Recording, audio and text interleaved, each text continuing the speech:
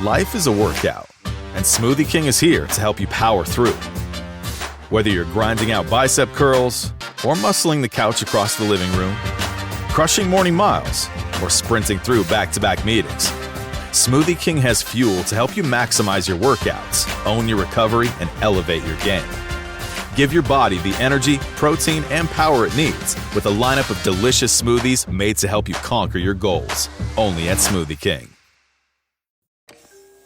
In 1972, 3 hikers discovered a hidden room carved into a wall of Chaco Canyon. The New Mexico desert was well over 100 degrees. Inside the cavern, the temperature was a comfortable 72. Artifacts were everywhere: pottery, tools, weapons. Experts dated everything to the 8th century, every item except one. A compass-like object covered in symbols nobody recognized, made from an alloy that wouldn't exist for another 1,000 years.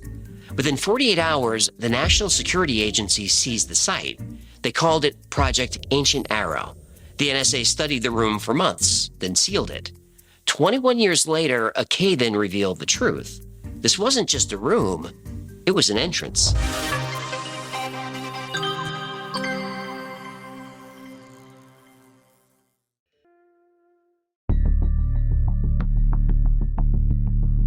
For 21 years, the Chaco Canyon chamber remained sealed. The compass artifact was locked in a vault somewhere in Virginia.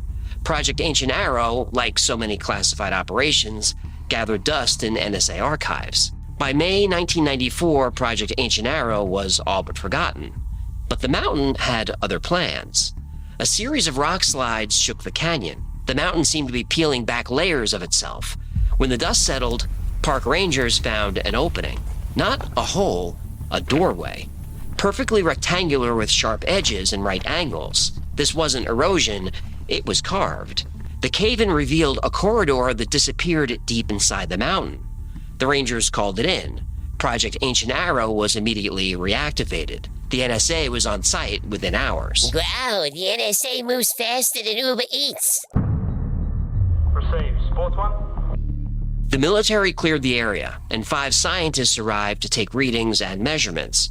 But these weren't archaeologists. They worked for the ACIO, the Advanced Contact Intelligence Organization, a subsection of the NSA. It operated beyond classified, above top secret, and without congressional oversight. Most senior NSA officials don't know it exists, and those who do don't acknowledge it. The ACIO likes it this way. Their specialty was technology that shouldn't exist on Earth, and this corridor was exactly their kind of problem. The passage spiraled upward through solid rock, not carved, melted. The walls were polished at the atomic level, covered in glowing symbols that seemed part of the stone itself. 23 chambers branched off at regular intervals. The spiral formed a perfect double helix, DNA carved in stone. Every chamber contained artifacts, paintings using pigments nobody could identify, musical instruments that created frequencies humans couldn't hear, star charts drawn from somewhere else in the galaxy. The same symbols from the corridor were in every room. Chamber 23 was different, though. No symbols, no artwork, just one artifact, a small optical disc. It looked like a CD. What year was this? 1994. Probably an AOL disc. It wasn't an AOL CD. Are you sure? They were everywhere. It wasn't a CD at all. It just kind of looked like one. And scientists still assumed the disc contained digital information, but when they tried to read it, nothing worked. Lasers failed. Electron microscopes showed only a smooth surface. But under certain wavelengths of light, symbols appeared. Thousands of them, layered in 3-dimensional patterns, the same symbols that covered the walls. The ACIO couldn't decipher it. They sent the disc to Virginia for analysis. After almost 2 years of analyzing the Ancient Arrow site, the scientists thought they'd found everything. Then X-rays of Chamber 23 revealed something else. A trapdoor buried under 6 inches of debris. It covered a shaft dropping straight down 150 feet. Too narrow for a person, so they lowered cameras instead. That reminds me. I gotta schedule a colonoscopy. Okay, that's enough. What? Everyone over 50 should get one. Thank you for the PSA. Oh, yeah, that's right, fellas. Get your PSA checked, too, huh? I've got 1 paragraph left. Fine, go ahead. Jeez, what a grouch. Chamber 24 was massive, 3 times bigger than any other room. 7 groups of symbols covered the wall in the most complex pattern they'd seen, but there was no way to reach it. The project stalled again. 2 years later, another discovery would show that ancient arrow wasn't ancient at all. The discovery had nothing to do with the past. It had to do with the future. This message is sponsored by Greenlight. Summertime takes me back to long afternoons as a kid, riding bikes and counting every penny I earned mowing lawns. I thought I understood money then, but I wish I learned to manage it wisely earlier. That's what Greenlight helps kids do. It's a debit card and money app for families that teaches kids to save, invest, and spend smartly. Parents can send money and track how it's used. Meanwhile, kids and teens build money confidence and skills in a fun, accessible way. The Greenlight app also includes a chores feature where you can set up one-time or recurring chores customized to your household and reward kids with allowance for a job well done. If someone asked me how to teach kids about money today, this is the app I'd recommend. It makes learning essential money skills clear, practical, and engaging. Greenlight is the easy, convenient way for parents to raise financially smart kids and families to navigate life together. Maybe that's why millions of parents trust and kids love learning about money on Greenlight, the #1 family finance and safety app. Don't wait to teach your kids real-world money skills. Start your risk-free Greenlight trial today at greenlight.com/thewhyfiles. That's greenlight.com/thewhyfiles to get started. greenlight.com/thewhyfiles.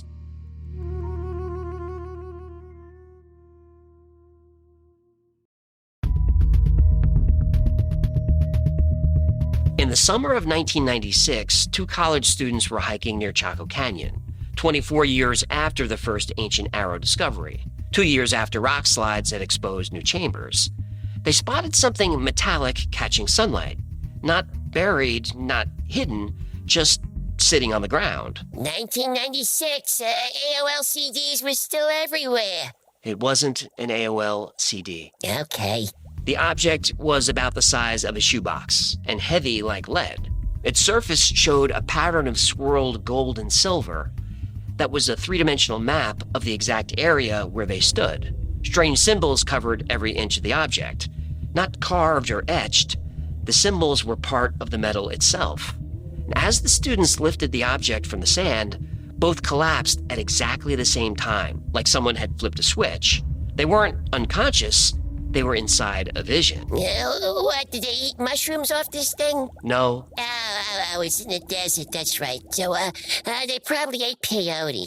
No. They lick a frog? They didn't eat or lick anything. Just touching the box gave them a vision. But it gave them the same vision. A massive chamber system inside a mountain. 23 rooms in a spiral pattern. They could smell cool air and feel smooth stone under their feet. Strange symbols glowed on walls they'd never seen.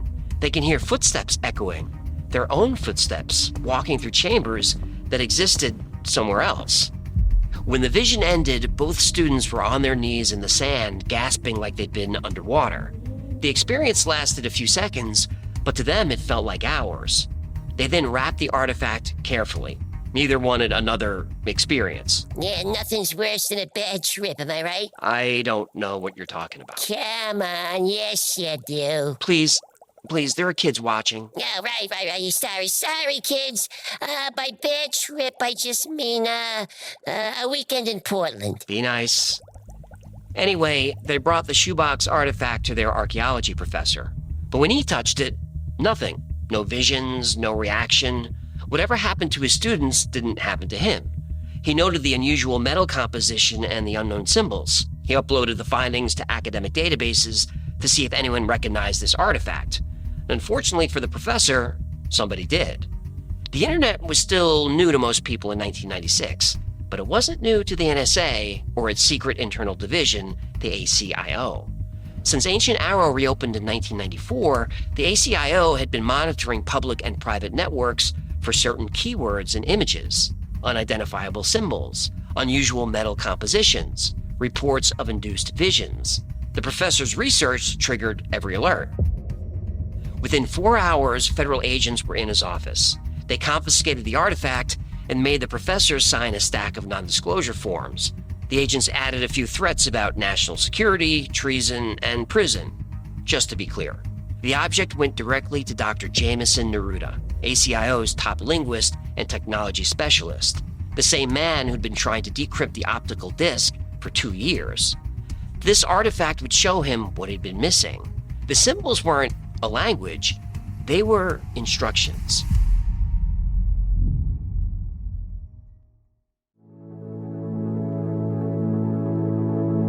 The vision artifact sat on the table in Naruda's lab and did nothing. The two students had experienced vivid hallucinations, identical visions of the ancient arrow chambers. But here in ACIO's sterile lab, the artifact was just an unusual metal object covered in symbols. Naruda understood why it didn't work. Proximity effect. The artifact needed to be near the ancient arrow site. The location was in the swirled pattern on its surface. Only about 50 people on the planet know about this location, and he was one of them. So one puzzle solved. But Naruda was fascinated by something else. The symbols on the artifact matched symbols from the chambers. Not exactly, but close. Like different dialects of the same language. Then it hit him, and he reached for the disc. The optical disc from chamber 23 didn't look like much. About the size of a CD, but thicker. Not quite glass, not quite crystal. When ACIO's standard decryption tools failed, Naruda took over. That was almost 2 years ago. Mathematical sequences, quantum algorithms, even Zemi, ACIO's quantum computer built with alien technology, couldn't crack this thing. Zemi made the best supercomputers on Earth look like pocket calculators. Still, nothing. Whoa. What? Alien technology? Yep. The ACIO had an alliance with an alien race called the Cordium. Their home planet is 15,000 light years away. Dr. Naruda was fluent in over 30 languages, plus 12 extinct ones. He was an expert in data encryption, compression, storage. He also possessed genius-level knowledge of mathematics, quantum systems, music, philosophy, biology, and cosmology. His IQ had been enhanced through genetic modification. Standard procedure for core ACIO scientists. The modifications raised intelligence by 500 points or more, all courtesy of their alien partners. Naruda repeated himself, this time out loud. Different dialects of the same language. The symbols on the artifact weren't random. They formed a sequence. When he compared them to the chamber paintings, a pattern emerged. Each painting contained one unique symbol. The artifact showed him what order to arrange the symbols. Naruda input these symbols into Zemi as ancient Sumerian words, spoken in sequence from chamber 1 to 23. Then Zemi roared to life. 8,000 pages of data flooded the processors. Text, diagrams, star maps, genetic sequences, all with translations in English and 60 other languages. Dr. Naruda had been with ACIO for 15 years. Not only was he aware of alien races on Earth, he spoke 5 of their languages. He could read 4 more. He thought he'd seen everything.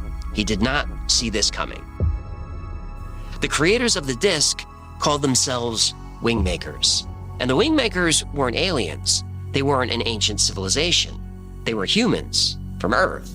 And they were sending us a warning from 750 years in the future. Yahtzee. Shh.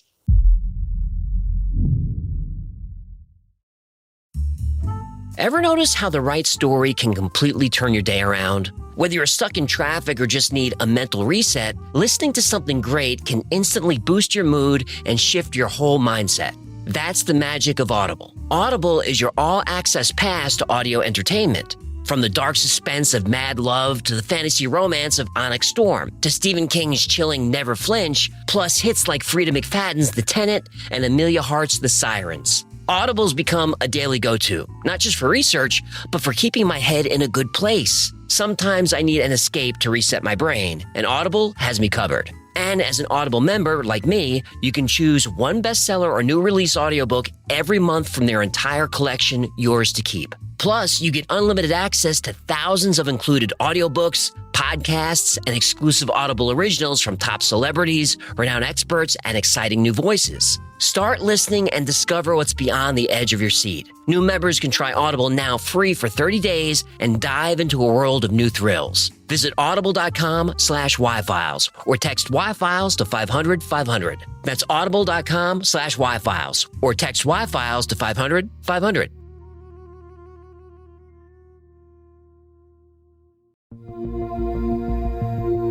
According to the disc, humanity developed time travel in the 20th century, not for exploration, for survival. These future humans were on a timeline where Earth gets invaded by synthetic beings called the animus. The animus were more than just machines.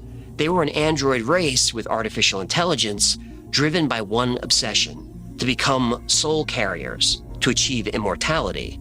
But they lacked organic nervous systems, the very thing needed to carry a soul's higher frequency. So they needed our DNA, not just to reproduce, to evolve. And they didn't choose Earth randomly. We're a genetic library. Our DNA carries something rare in the universe, a full range of emotions, the key to the human soul. The animus wanted our source code, the original blueprint of human genetics. And they'd been here before, 300 million years ago, and again about 9,000 years ago. Both times they found humans too primitive for their needs, but they were scheduled to return in 2011, and this time they'd find us useful. The timeline was specific. First, infiltration. They'd appear as friends, advanced beings here to help. They'd work with the United Nations to bring stability to Earth by creating a global governing body. One world government? Yep. The group is called the Incunabula. Another word for Illuminati. Yep. And their plan is to control the world's money supply and natural resources. These would be distributed by the Incunabula, who are android-human hybrids. Anyone check Klaus Schwab for wires? They would implement a paperless electronic currency that tracks the spending habits of everyone on Earth. This would give the Incunabula insight into individual affairs and allow them to manipulate global events. By 2018, the Incunabula would be running the world. But this future could be avoided. The disc explained how. What we perceive as normal biology is actually a suppressed version of our full genetic potential. Humans have 23 pairs of chromosomes. The Wingmakers claimed we can activate 24. And here's why that mattered. The animus can only harvest from standard human DNA, our current 23 chromosome pairs. Humans with 24 activated chromosome pairs would be useless, like incompatible software. 7 sites around the world would trigger this activation. It could be done simply through meditation. As more people meditated, dormant DNA would activate. First 2 pairs, then 4, then 12, eventually all 24. And the disc had another solution. Use time travel to stop the animus from ever finding Earth. So humanity had 2 defenses, one biological and one technological. Dr. Naruda understood the value of both options, but ACIO's leadership was split. Half wanted to use technology, half wanted transformation. Naruda was caught in the middle, but he knew he'd have to make a choice. And the choice wasn't just about technology versus consciousness, it was about who decides humanity's future.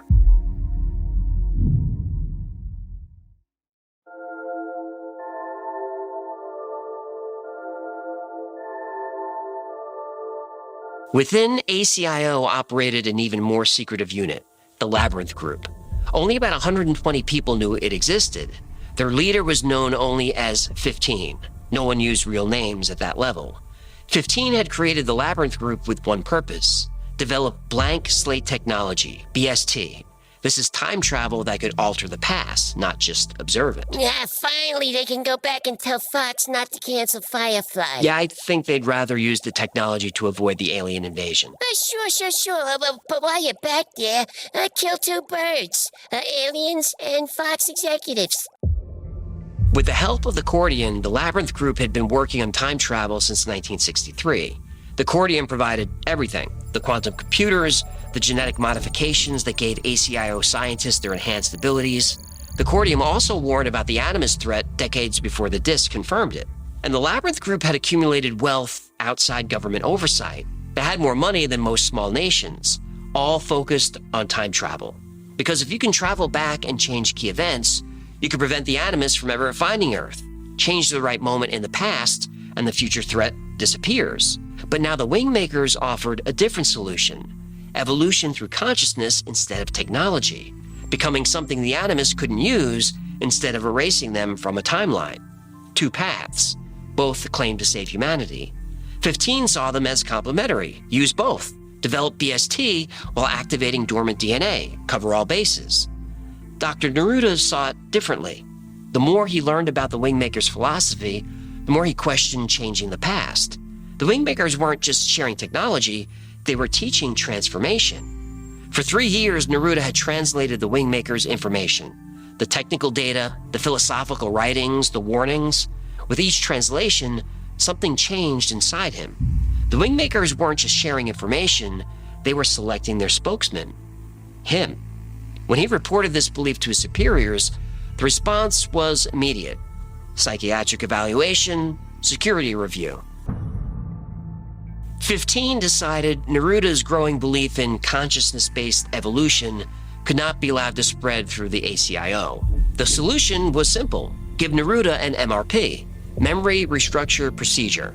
This would erase his memories of the ancient Arrow project, standard protocol for personnel who became compromised. Naruda had done these procedures himself. It was routine. Colleagues returned to work with gaps in their memories, confused but compliant. Now it was his turn. The MRP was scheduled for 3 weeks later, December 15th, 1997. He marked it on his calendar. He put his own mind wipe in his calendar? Yep. Tuesday, dentist. Wednesday, mind wipe. Thursday, yoga. That guy's got ice water in his veins. He did, but he was not going to let them take his memories. He had 3 weeks to come up with a plan.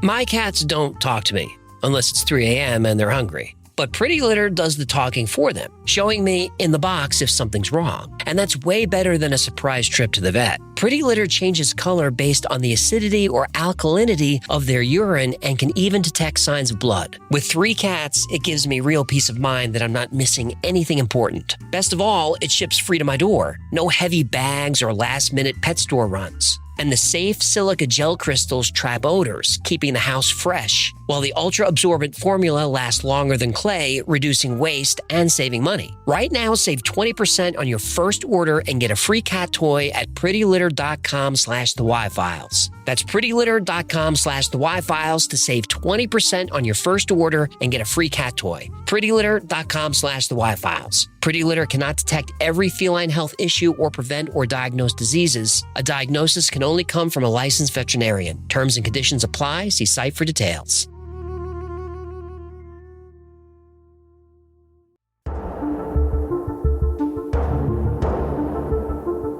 Dr. Naruda had 3 weeks before they erased his mind. He spent those weeks watching his colleagues differently.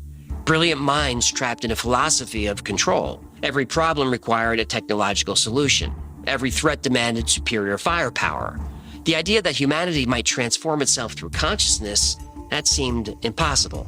But consciousness was the one thing the animus couldn't harvest. Synthetic beings needed genetic material, not awareness. The Wingmakers understood this.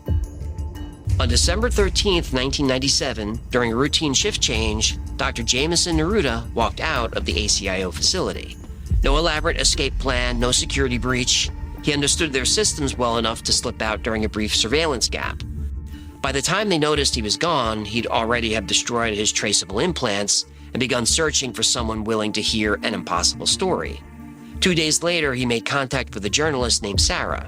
He had a lot of information to share, and less than 12 hours before the next remote viewing sweep would find him. Remote viewing sweep? Oh yeah, the ACIO had a team of psychics on staff. Yeah, of course they did. There's so much more to this story, which is why we'll be revisiting it from time to time.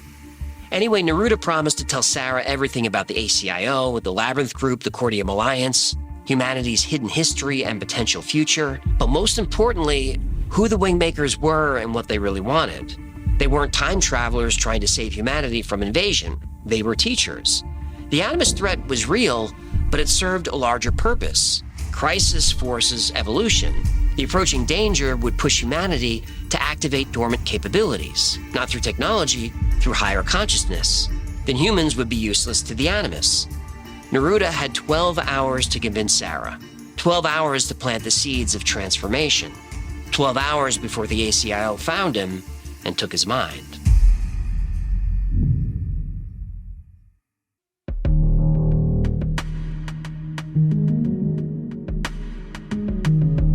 Dr. Jameson Naruda was having trouble.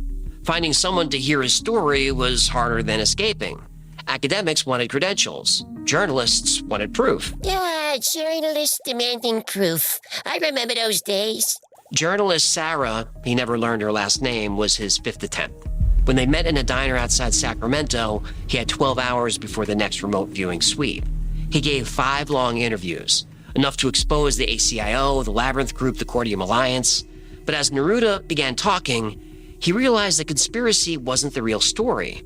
The real story was transformation. Naruda explained how the Labyrinth Group approached everything backwards. They saw consciousness as a problem to overcome with better processors.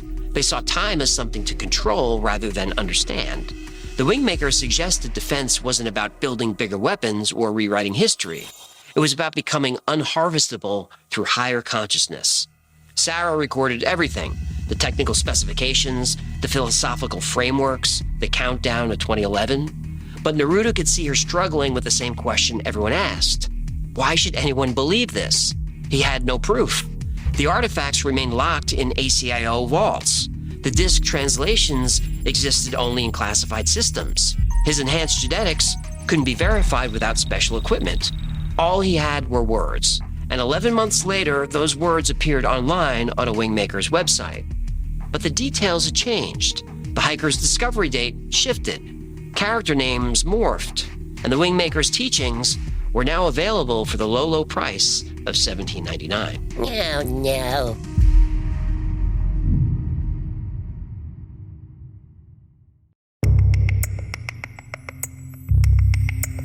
The man behind the Wingmakers website called himself James. Later, he'd reveal his full identity, James Mahu from the Lyricus Teaching Organization.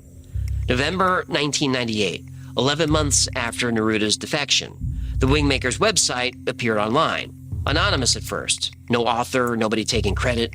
Just the story of Ancient Arrow, the ACIO, and humanity's potential future. Free for anyone to read.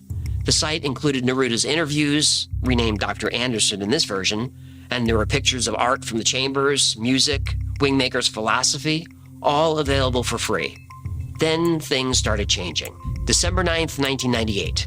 Wingmakers LLC was created in Minnesota. The owner, Mark Hempel, based in Edina. A month later, subtle changes appeared on the website.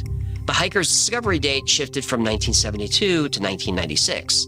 The chamber count increased from 23 to 24. Dr. Naruda became Dr. Anderson. The changes were small, easy to miss unless you were paying attention.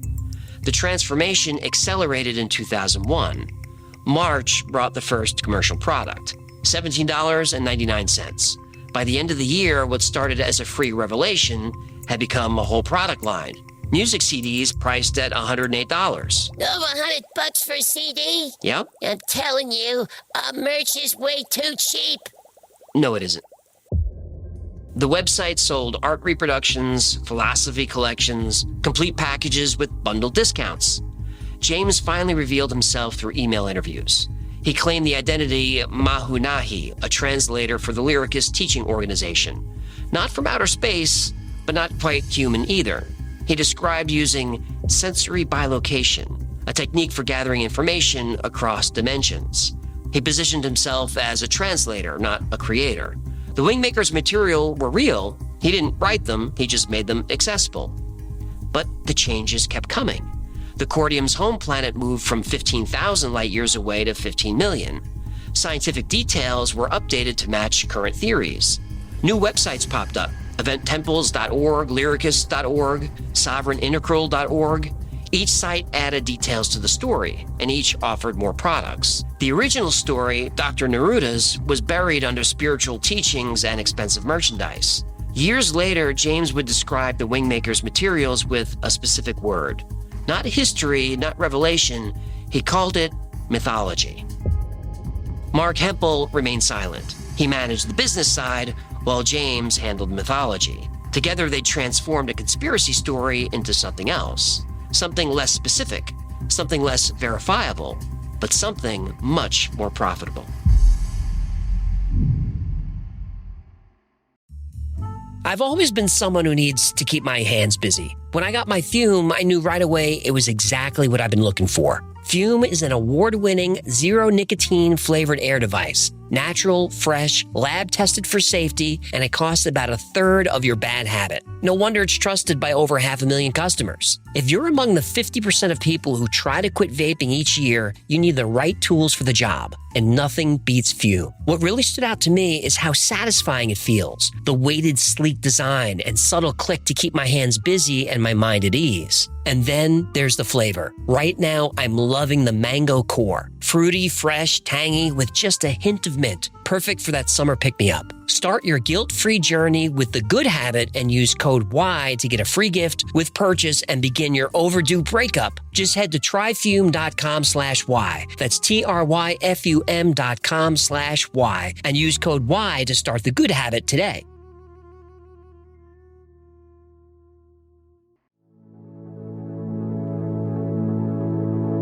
We've got desert canyons with secret labs, time-traveling humans warning about synthetic invaders, alien alliances, DNA activation, humanity's salvation through consciousness.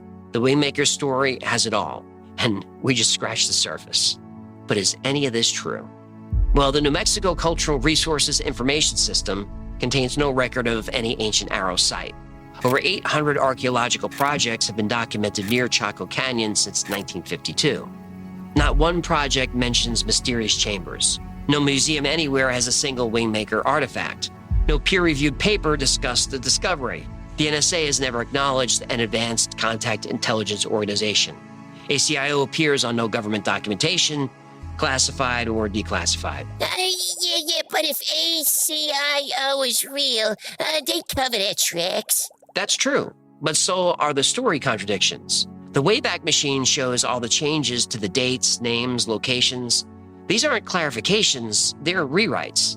Then there's the money. Wingmakers LLC, registered December 1998. Free content transformed into premium products. The Wingmakers revelation had become a business model. But despite all the problems with the story and all the products for sale, the Wingmakers built a devoted following. 25 years later, there are still thousands of followers. They know the story is debunked. They don't care. Still, they report personal transformations, expanded awareness, life changes. Now, is this just a placebo effect or something more? I don't think it matters. If people are getting value for their money, I don't have a problem with it. That's why when I read that James Mahu was a fraud running a scam, I pushed back. Because a scam really all depends on your point of view. James himself called the materials mythology, not history, not journalism. Mythology. That's an important word, and probably why James chose it. Since before we had written language, we evolved through stories. Our culture from the very beginning was built on mythology. Cave paintings taught the next generation how to hunt. Tribal elders told legends that explained seasons. The stories told in religions shaped entire civilizations. Stories have always pushed humanity forward. Jules Verne wrote about submarines. We built them. Arthur C. Clarke imagined satellites. We launched them. Star Trek showed communicators and video calls, and we use those every day. The Wingmakers might be fiction, but it pointed people toward legitimate research. Epigenetics, consciousness studies, the connection between mind and matter. Thousands took up meditation, studied quantum physics. Why did they do this? Because the Wingmaker's story is powerful. And powerful stories always have a hint of truth. The chambers never existed. The artifacts were imaginary. The time travel was fantasy. But the Wingmaker's story contains one undeniable truth. We're capable of more than we know. I believe that's true. I think you do too. That's why you're here watching this show. You have questions. You have questions about what's hiding in our government, our society, on our planet, in our reality. And now that we've started asking these questions, we'll never stop. So maybe the Wingmakers never existed, but what they started, it's everywhere.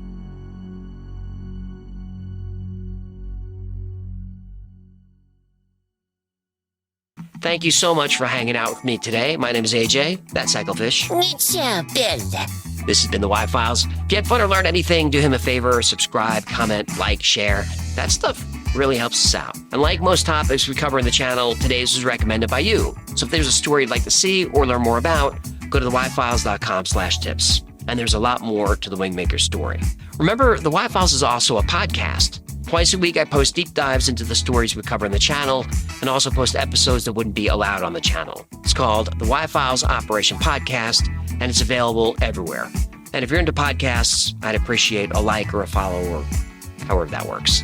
Now, if you need more Y-Files in your life, and you might not, I understand if you don't, but if you do, check out our Discord. Got over 75,000 members, so there's someone on there 24/7. They're into the same weird stuff we are.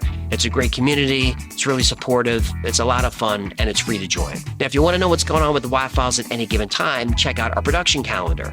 It's theyfiles.com/cal. There we post our episode schedule, upcoming podcasts, live streams, all that stuff. And special thanks to our patrons who made this channel possible.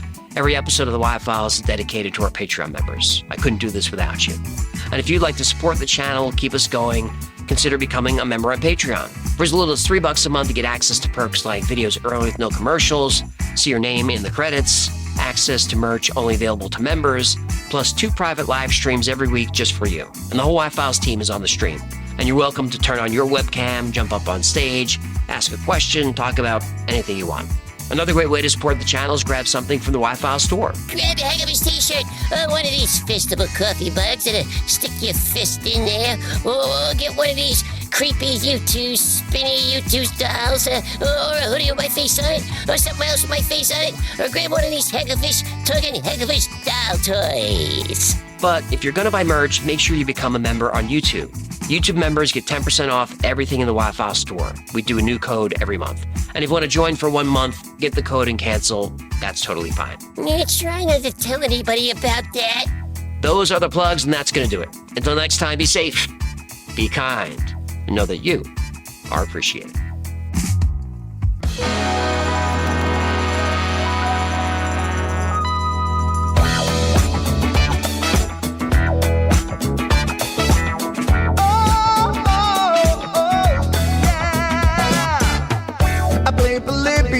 In Area 51, a secret code inside the Bible said I would.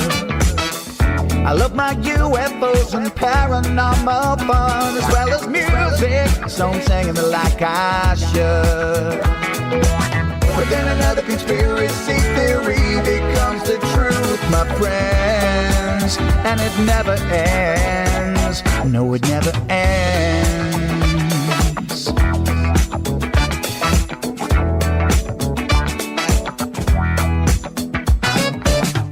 I feel the crap cat and got stuck inside Mel's hole with MK Ultra. I'm being only too aware. Did Stanley Kubrick fake the moon landing alone on a film set, or were the shadow people there? The Roswell aliens just fought the smiling man, I'm told, and his name was Cold. And I can't believe I'm dancing with the Hecklefish on Thursday nights with AJ2, and the Y-Files have the beat all through the night. All I ever wanted was to just hear the truth, so the Y-Files have the beat all through the night.